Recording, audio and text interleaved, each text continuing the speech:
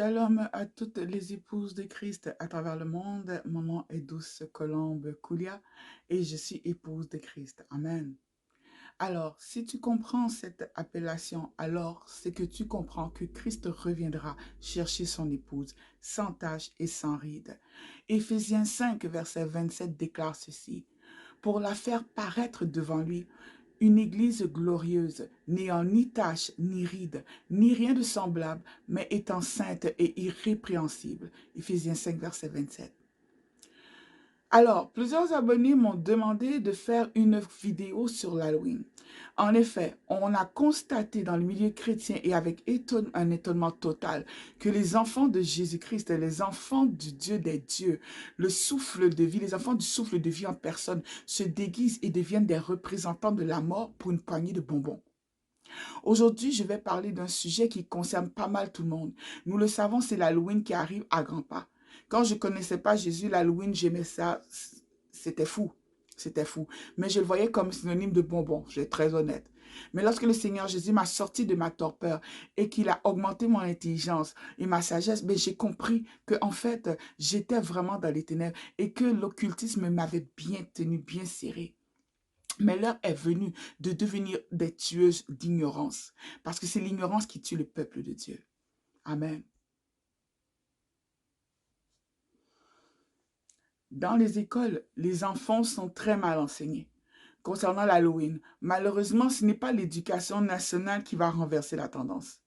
En effet, le programme scolaire est conçu pour enseigner à nos enfants à compter, à écrire, pour enseigner les mathématiques, les sciences. Mais il n'est pas conçu pour enseigner à nos enfants tout ce qu'ils doivent savoir concernant le monde spirituel. Autrement, ils auraient enseigné autre chose que de donner des bonbons et de se déguiser à l'Halloween. Alors, entrons dans le vif du sujet.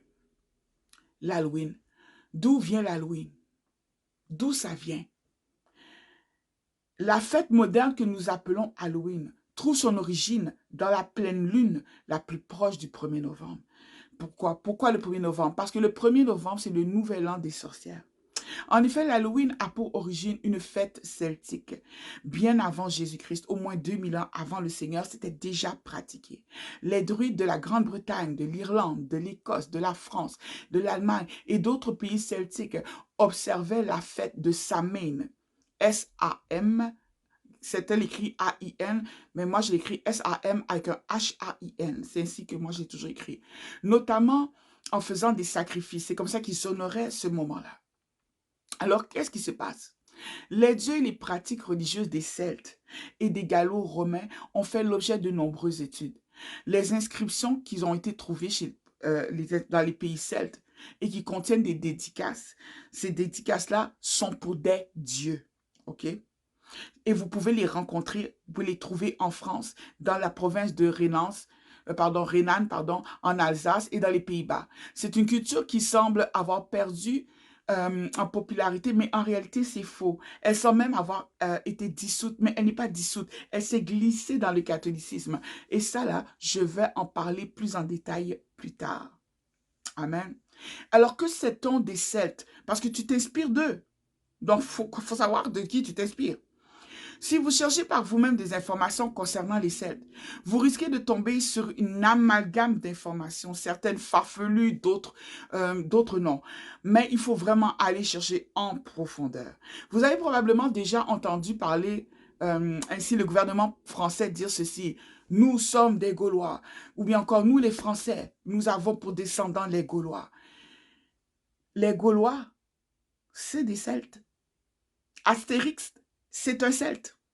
À l'époque, la Gaule était divisée en trois parties. Les Belges étaient au nord, on avait les Aquitains au sud, et en plein milieu, on avait la grosse partie, c'était les Celtes. Et eux, dans leur langue, ils s'appellent des Celtes. Mais dans la langue romaine, dans la langue latine, on les appelle Gaulois. C'est le nom que Jules César leur a donné quand il les a conquis. Vous comprenez ça? Alors, les Celtes, en fait, formaient un ensemble de peuples et dans ces peuples-là se trouvaient les Gaulois, qui sont des Celtes. Mais tous ces gens-là, c'est pour que vous compreniez que c'est la France, là. Je veux dire, je viens de vous décrire la France, l'Europe, une bonne partie de l'Europe. Alors, l'année celtique était divisée en deux parties. Vous aviez la saison claire et la saison sombre, ok? Donc, ils célébraient principalement 4 fêtes religieuses, dont celle de je vous ai parlé, dont la fête de Samhain, qui se célèbre le premier jour du mois de novembre normalement et qui marque le début du nouvel an des sorcières. Aussi, n'est-ce pas, on fêtait à partir du 31 la nuit. Pourquoi? Parce que le 31 la nuit, on considérait que les deux royaumes, le royaume des vivants et des morts, se chevauchaient et que c'était l'endroit le plus mince. Donc, les morts passaient dedans. Voyez-vous? Donc, vous vous promenez dans la rue, mais vous ne savez pas qui passe. Tu vois un chat, oh, il est beau le chat. Qui t'a dit que c'est un chat? Qui t'a dit ça? Oh, parce que tu vois 4 pattes, c'est un chat. Alors, les gens croyaient qu'à mesure qu'ils entraient dans une nouvelle année, le monde des morts et celui des vivants se chevauchaient. C'est ainsi que les vivants se déguisaient en démons pour se protéger des morts à ce moment-là. Ils trompaient essentiellement les morts en faisant croire qu'ils faisaient partie d'eux. Je vais vous dire très honnêtement, hein, quand tu es une personne malade, la dernière chose dont tu as envie de faire partie, c'est des morts, et encore moins de faire semblant d'être mort. Donc, souvent, c'est parce qu'on n'est pas malade qu'on se permet de faire des choses étranges comme ça. Et c'est quelqu'un qui a fêté l'Halloween, hello, correctement, qui vous parle. Amen. Nous allons maintenant parler du système religieux celte, n'est-ce pas, dont nous nous inspirons pour fêter l'Halloween. Alors, dans la culture celte, il y avait, comment je pourrais dire, ils avaient un système religieux, ils étaient bien organisés, voilà. Parce que c'est encore vivant hein, aujourd'hui. Les Wicca, là, ceux qui disent, oh, moi je suis Wicca, ah ok, voilà. Donc, ils étaient bien structurés, ils avaient des chefs religieux, ils avaient même différentes classes sacerdotales. Donc, le druide, celui qu'on appelle druide, est à la fois le guide spirituel et l'officiant, celui qui gère, qui gère le tout.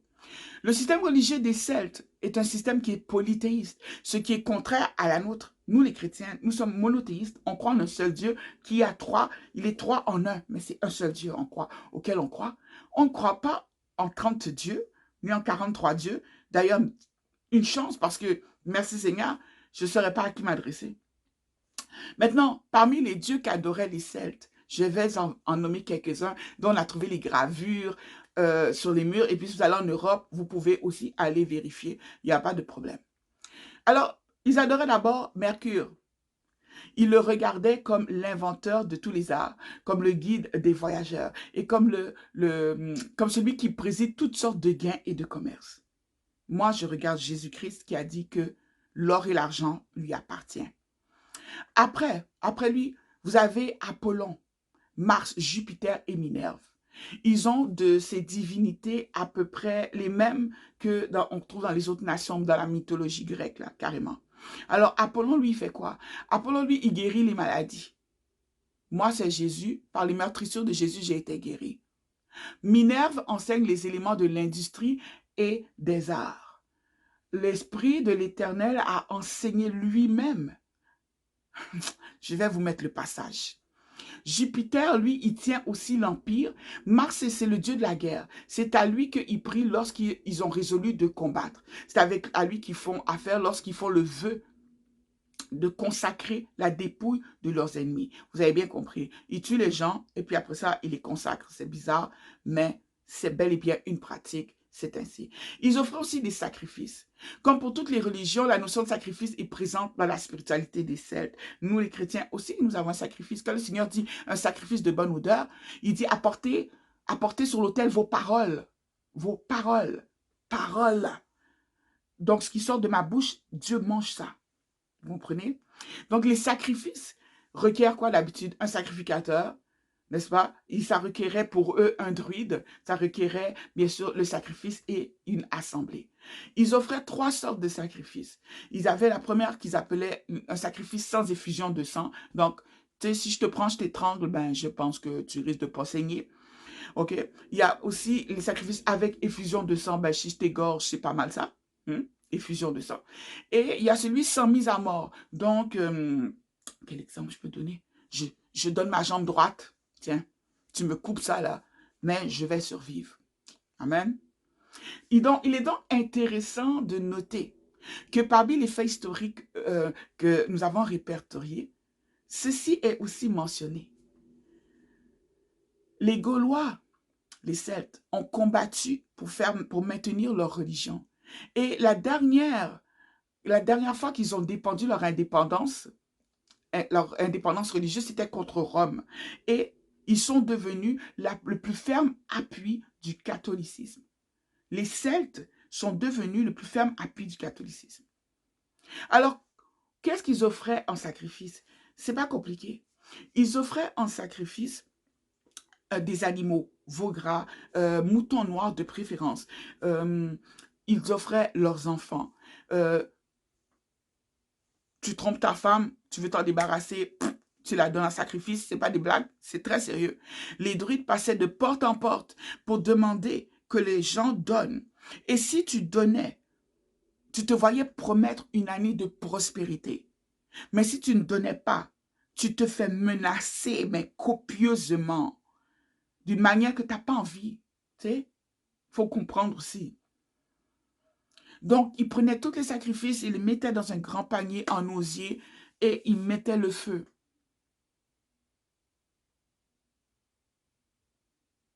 Quand je fais silence, parce que mon cerveau essaie de comprendre. Et ils dansaient autour, pendant que ce qui est dedans crie. Qu'un mouton crie parce qu'il est en train de griller, c'est une chose. Mais que ce soit ta cousine ou ton mari ou bien encore ta femme qui crie parce qu'on est en train de la brûler, tu trouves ça bien? Waouh, super valeur.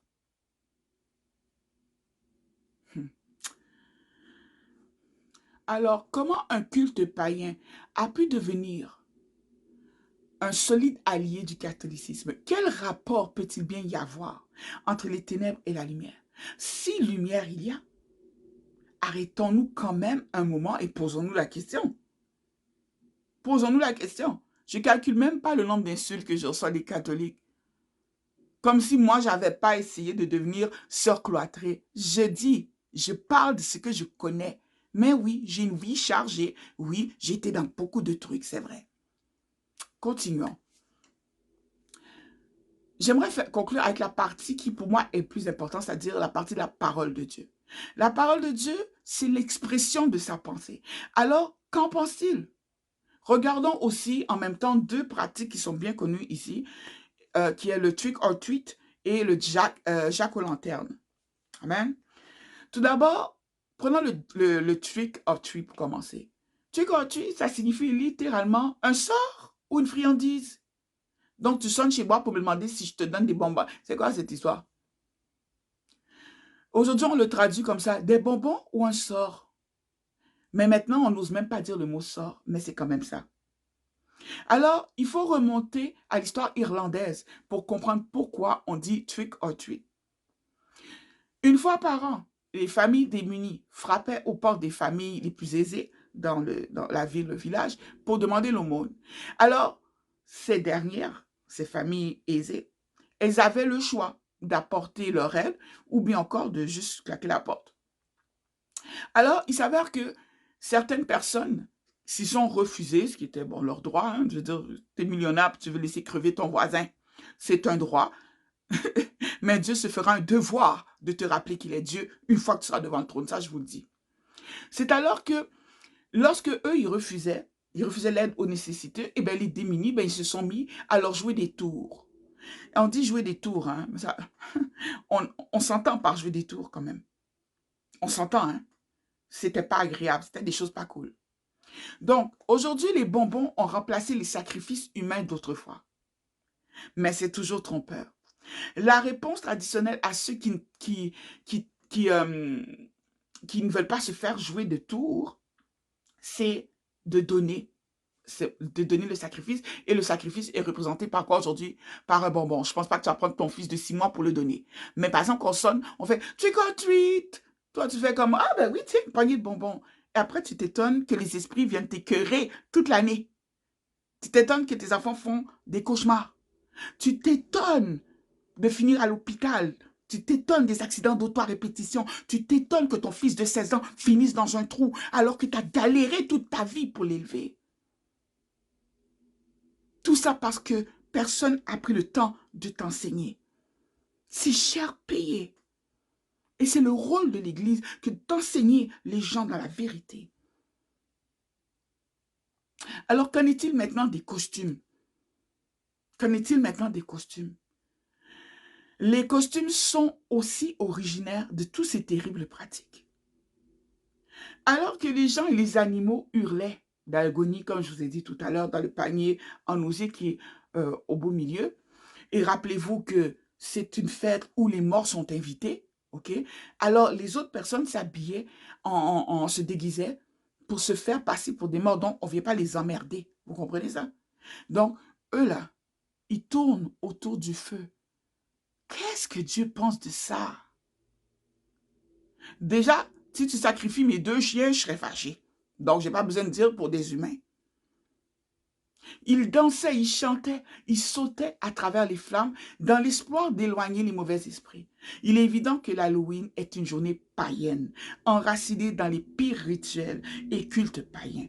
La Bible exhorte les chrétiens à n'avoir aucune communion avec les œuvres infructueuses des ténèbres.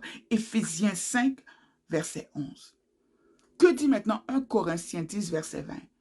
La Bible avertit les chrétiens, entre guillemets, que les choses que les gentils, donc les païens, sacrifient, ils les sacrifient aux démons et non à Dieu. Je suis en train de vous lire un verset, ce ne sont pas mes mots, hein. C'est en Parole de vie 2017 que je suis en train de lire. Je continue. Et je ne voudrais pas que vous ayez communion avec les démons. Donc, quand tu donnes quelque chose à un Dieu autre que l'Éternel des armées, tu communies avec un démon. Et lui, il va se rappeler de toi, ils ont bonne mémoire, croyez-moi. La plus ancienne illustration de sorcière qu'on a trouvée, parce qu'on aime tellement se déguiser en sorcière, le dessin remonte à l'époque précolombienne. Elle était sur son balai avec son nez pointu. Précolombienne. C'était les mêmes pratiques, dessinées de la même manière. Tu sais, à un moment donné, quand quelque chose perdure dans le temps, il serait peut-être temps qu'on comprenne que ce n'est pas un mythe. Hein? À l'époque, lorsqu'on parlait de sorcellerie et de tout le spectre de l'occulte, c'était automatiquement considéré comme des crimes capitaux, passibles de la peine de mort. Jésus-Christ lui-même condamne ça. La parole de Dieu condamne la pratique de la sorcellerie. Prenons maintenant Acte 19, verset 18-19. Je lis la parole du Seigneur. Acte 19, verset 18-19 rapporte comment ceux qui sont devenus chrétiens ont renoncé à toute relation avec l'occulte et ont brûlé tout le matériel qu'ils avaient. Alors je lis la parole. Beaucoup de gens deviennent croyants et viennent avouer à haute voix ce qu'ils ont fait. Parmi ceux qui pratiquaient la magie, beaucoup apportent leurs livres et les brûlent devant tout le monde. On calcule le prix de ces livres et on trouve que cela fait 50 000 pièces d'argent. Acte 19, verset 18-19, Parole de vie 2017. Alors, que ce soit clair,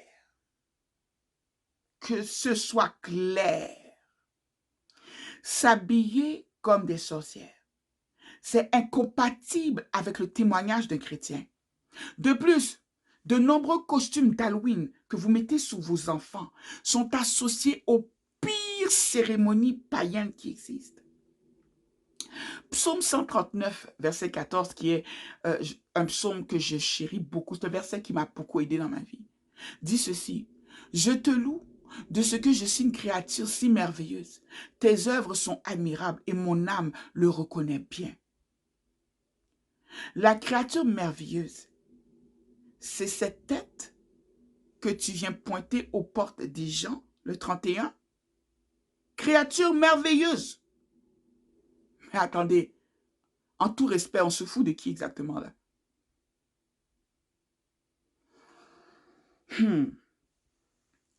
Pourquoi faisons-nous cela? Considérez Dracula. Est-ce que vous savez que Dracula est une vraie personne? Je sais que les adultes le savent, mais je sais aussi qu'il y a des enfants que les parents leur font écouter. Vous savez que c'est une vraie personne? Dracula a vécu de 1431 à 1476. Durant son règne de 6 ans, très court, ce maniaque dément a massacré plus de 100 000 hommes, femmes et enfants de la manière la plus hideuse qui soit. Il a conçu un plan pour débarrasser le pays du fardeau des mendiants, des handicapés, des malades et des personnes âgées. C'est comme si là, le maire ou la mairesse là se levait et disait comme: on va nettoyer Montréal. J'ai trouvé un plan. On va nettoyer ça des itinérants.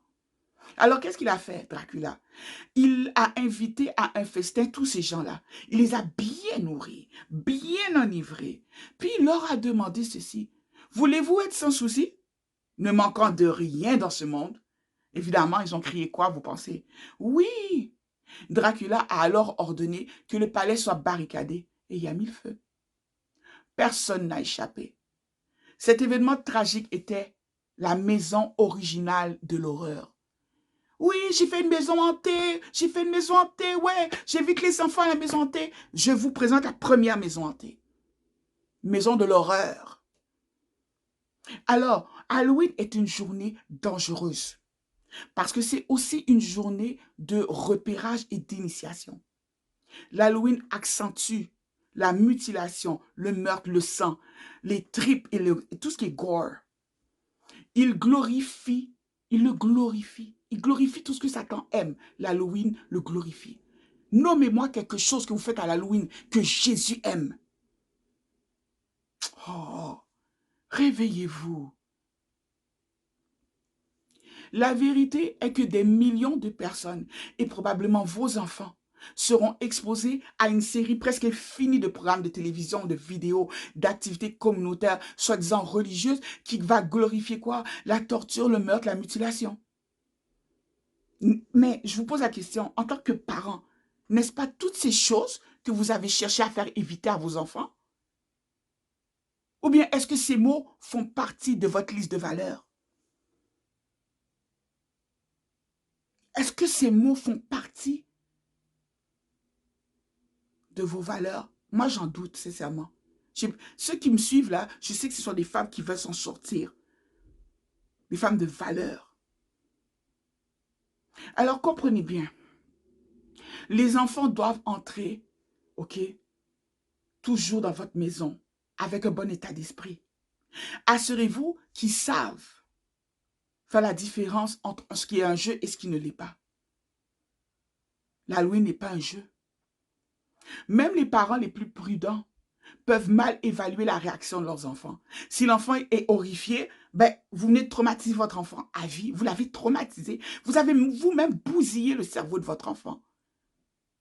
Donnez-lui la sécurité physique, mais aussi mentale et émotionnelle. La question est pourquoi?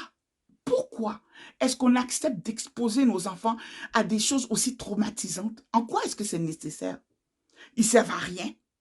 En fait, des problèmes émotionnels de longue durée peuvent se développer à la suite d'expériences effrayantes comme ça, imposées par nous, parents, parce qu'on trouve ça cool, une maison hantée. Écoutez, Halloween est nocif en raison de son accent occulte. OK? Et comme je viens de voir que j'ai sauté ce point-là, en ce qui concerne Jack O'Lanterne, c'était très simple. Le dessin de la citrouille que vous prenez là, et qu'on fait un visage, le visage que vous voyez qui est grimaçant représente celui d'une âme damnée.